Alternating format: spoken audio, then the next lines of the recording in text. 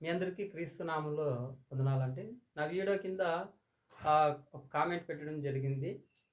ప్రభువైన యేసు త్వరగా వస్తున్నాడు అని చెప్పండన్నా అని ఒక సహోదరుడు కామెంట్ పెట్టాడండి. అందుకే ఈ వీడియో అనేది మీ ముందుకు తెస్తున్నాను. ఇంకా మీకేమన్నా బైబిల్ గ్రంథంలో తెలుసుకోవాలంటే మీరు మళ్ళా కామెంట్ పెట్టండి. అధ్యాయం, వచనం గాని పెట్టండి. అప్పుడు వీడియో చేయడం జరుగుతుంది. అట్లయితే జీవ గ్రంథంలోంచి మనం ఒక మాట చూడగలిగినట్లయితే ఎఫెసీయులకు రాసిన పత్రిక 5వ అధ్యాయం 2వ వచనంలో క్రీస్తు మిమ్మల్ని ప్రేమించి పరిమళ వాసనగాను సువాసనగాను ఆయన బలిగా తను తాను అర్పించుకున్నట్లుగా మనకి ఆ వచనంలో మనకు కనిపిస్తుంది. వాసన గురించి మనము ఆలోచిస్తే ఒకటి దుర్వాసన, ఒకటి మంచి వాసన. అట్లయితే ఉదాహరణకి పెళ్ళికొడుకుకి పెళ్లి కూతురికి పెళ్లి చూపులు జరిగాయనుకోండి. పెళ్ళికొడుకు వాళ్ళ ఇంటికి వెళ్ళినప్పుడు ఇలా కూర్చున్నప్పుడు టీయో కాఫీయో పెళ్లి కూతురు తెచ్చి ఇలాగ ఇచ్చిందంటే పెళ్లి కూతురు దుర్వాసన వచ్చిందనుకో, ఆ పెళ్లి కొడుకు ఏమనుకుంటాడు, జీవితాంతము ఈమెతో సంసారం ఎలాగ చేసేదరా, నేను ఒకరోజే తట్టుకోలేకపోతున్నానని పెళ్లి చేసుకోడు.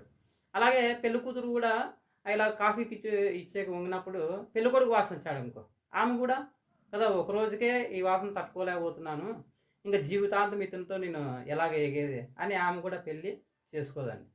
అలాగే క్రీస్తు ఆయన రెండవ రాకల్లో వచ్చినప్పుడు మనం కూడా సువాసనగా లేకపోతే ఆయన మనల్ని ఎలాగ పిలుచుకుంటాడు కదా, పిలుచుకోడు.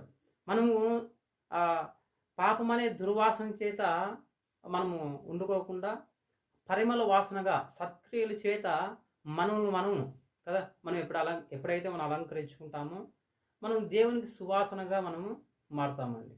అలాగే మనందరూ కూడా ప్రభు అయిన యేసు రమ్ము అనేవాళ్ళుగా ఉండాలండి. చాలామంది ఆ పాపంలో ఉంటూ, అయ్యో ప్రభు ఇప్పుడు వచ్చిందనుకో రెండో రాకల్లో, నేను ఎత్తబడినే పాపంలో ఉన్నానే, అందుకే ప్రభు అయిన యేసు రమ్ము అని అన్నప్పుడు వద్దు ప్రభు అంటారండి కదా. అలాగే ఎప్పుడు కూడా ఉండకూడదు.